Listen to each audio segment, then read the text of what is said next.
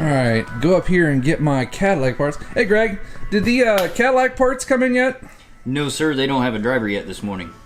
What? They don't have a driver? No, they don't have anybody to deliver parts yet. They don't have a driver yet? I think I got a lot of waiters and I need to go get those parts real quick.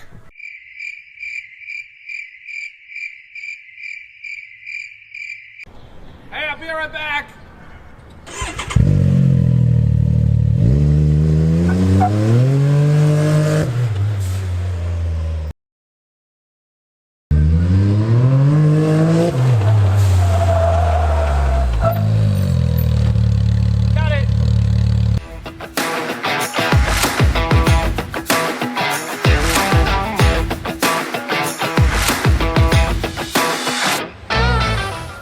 Alright guys, so today's the day that somebody gets to say I told you so.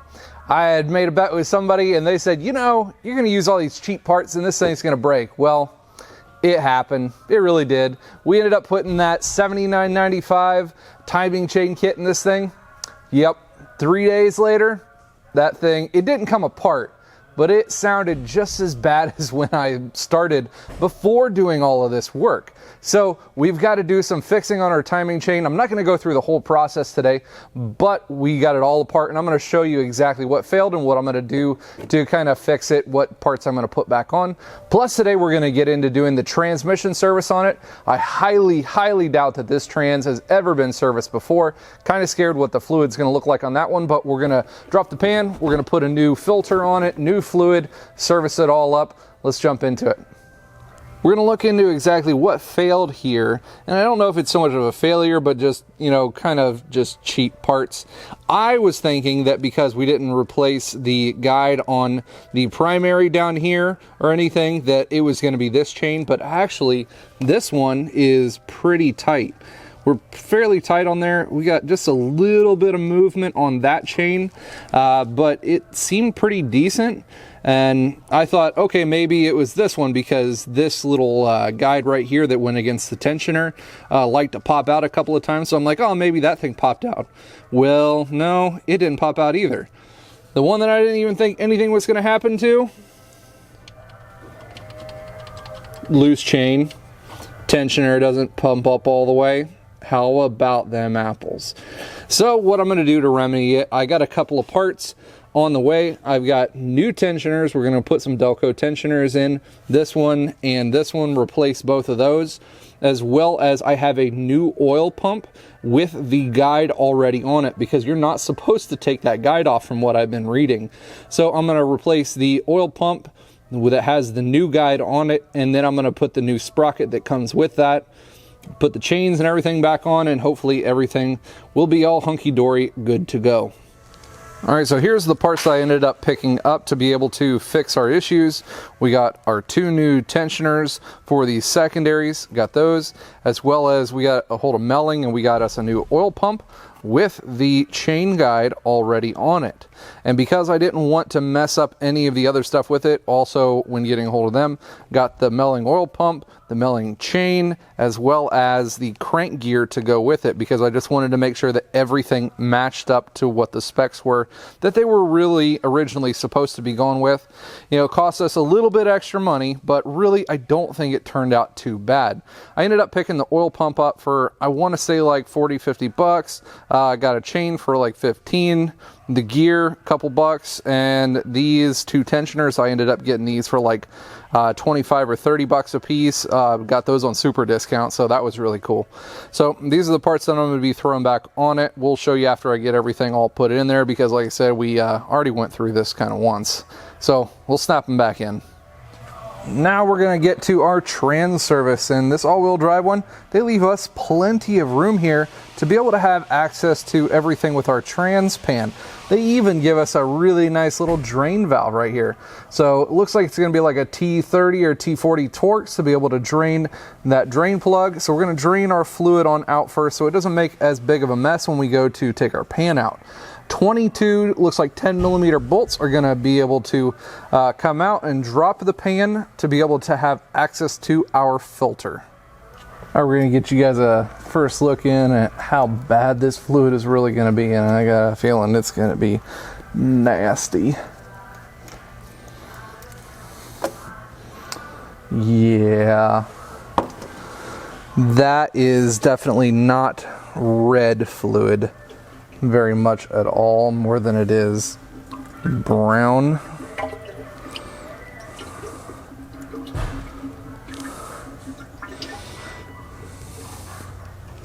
Yeah, that's supposed to be red Deck 6 fluid.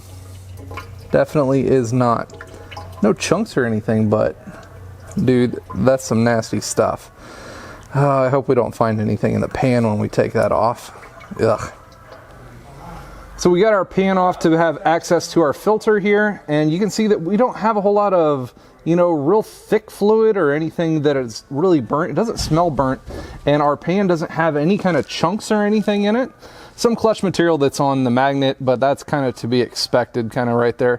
But other than that, no chunks, no real big clutch material or anything like that. I'm actually quite pleased by seeing that one. So we're going to get our pan put into our parts cleaner, and we've got a new gasket for it that comes with the kit, and we're also going to be replacing the filter. I believe this one just drops down, but I'll check around here to make sure while I get the pan put into the parts cleaner. All right, we've got our old filter all out here. Let's get a better light so you can see what we're doing. There's our old filter, and it was, you know, pretty nasty. Not a whole lot of anything came out of it. That is the little spacer that came out, and then the two insert seals came out from the little insert hole right there. That's where the front part of the new filter goes up into it. So we've got our new one right here, and it's got the spacer on it and the two new seals. What I like to do is I like to grease those up with a little bit of trans gel or trans fluid before you put them up in there. Makes them slide in a whole lot easier, and then afterwards make sure this end gets clipped in to where it's kind of supposed to space out here towards the back side of the valve body. So we'll get that one put up there, make sure all of our old materials all cleared off, cleaned up. We've got our pan over here all cleaned off on our edges. We got a new gasket.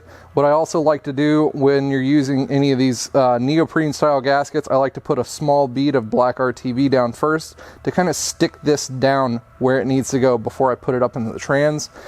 Then we'll get it put it up into the trans and torque these down. I think there's something simple like, you know, 10 foot-pounds, something like that. I'll look that one up though. Now we've got our pan all installed back up in there. 97 inch-pounds is what the torque spec was on those pan bolts. Put our drain plug back into the pan here, and now we have to fill it. Now, of course, in Cadillac style, this thing does not have a port or anything up top. It doesn't have any kind of tube or dipstick. It has this nice little fill spot here on the side of the transmission. And of course, got a little plug to be able to take off. And of course, some nincompoop dummy had this thing all stripped out because it was rusted. So we had to get a chisel out on the corner and kind of chisel it around to be able to get it free. But finally did get it free. So what we're going to do is we're going to take our Deck 6 and we're going to get our Matco pump out here. And we're going to pump this thing full of fluid up to the point where it's just starting to dribble out. After that, the way that you're supposed to check it is you're supposed to get this trans nice and warm, and then you're supposed to fill that up until it comes out with the vehicle running. So we have to get everything running, which means we still got to put our timing stuff back together, and I'll show you that after we get it back together. Just waiting on the last part. We'll get that put back together. We'll have to start the car, run it, get it warm, and then we'll fill it up a little bit more to be able to get it fluid into where we need to. So to fill the trans, we're going to be using our Matco fluid transfer pump that I picked up a couple of months ago. This thing's been awesome for doing this and diffs. And we've got some STP automatic transmission fluid Dex 6. So we'll get that all set up and start pumping the fluid in.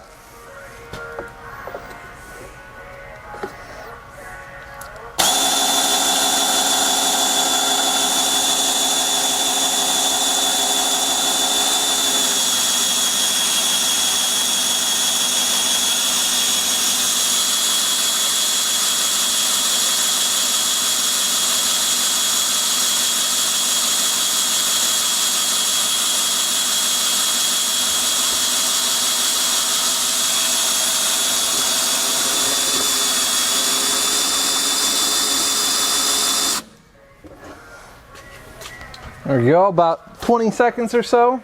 Takes down 1 quart, so not too bad. We only got to put about 5 of them in here.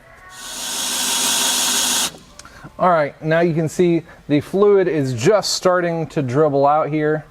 So it's just starting to come out, and we have just put in right about 3.5 quarts of fluid. So right about that time is when it starts getting full up to our fill line. So now at this point, we're gonna take that out, cap it up, and then after we get everything running, that's when we'll come back down here and we'll start to do the refill process after it's running. All right, so now that we are successfully running again without any timing chain issues, we've got to fill up our fluid for our trans again. So we're gonna put this thing back in. Beforehand, I started it up and run it through a couple of gears to make sure it gets all the fluid up, out, and everything. So already did that. So now we're just gonna fill it up until the fluid starts coming out again.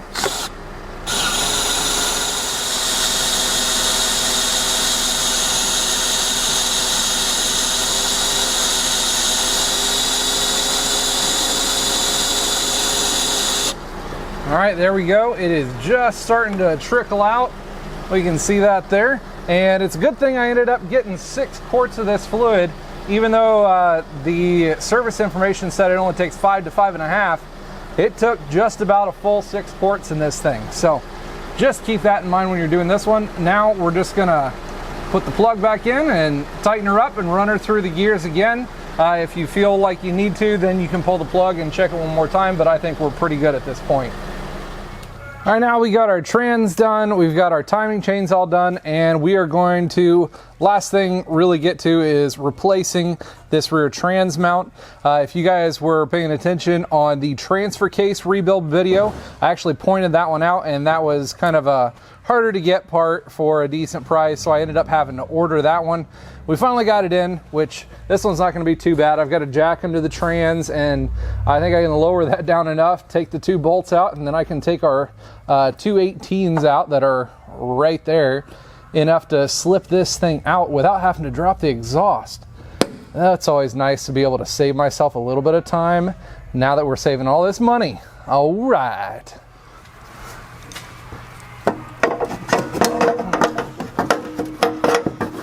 Look at that, snaked it out.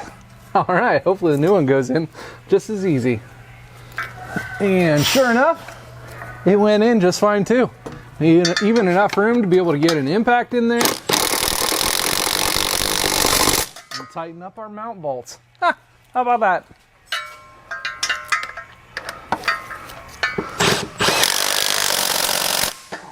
Sweet.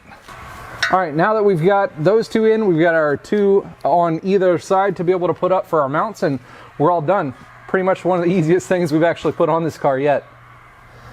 All right, so we done ate our humble pie today with having to go through fixing the Cadillac after choosing the cheapest timing set that we could possibly find on eBay.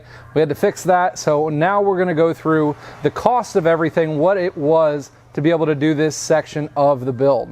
So for our fix today, we had to replace the chains, oil pump, and tensioners. Respectively, they were $32, $45, and $85. We put a new crank sprocket on. We put our new trans mount in there. That was $41.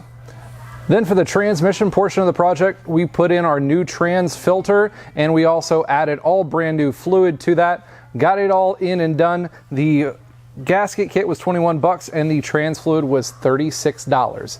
So grand total, what are we up to for the project? A whopping $1,558. That's right, 04 Cadillac. This thing's getting just about nearly rebuilt. We don't have a whole lot more to do to this thing, but we do have a few things. So you guys are gonna have to stay tuned for a couple of others. We're beginning to get past a lot of the necessary fix kind of things. I'm going to be driving it for about a week or so straight just to make sure that this thing is just on the good and straight area and we're not going to have any kind of surprises down the road. Still kind of looking for a seat, so if you guys know anybody who has an old Cadillac SRX with black leather seats sitting around, hey, let me know. I've looked everywhere for about 100 miles from where I live and I am running into absolute goose eggs. Nothing, can't find anything on that. So let me know what you find on that one. So what else are we got going on in this thing? These headlights, see how nasty those are? We're gonna be doing something with them.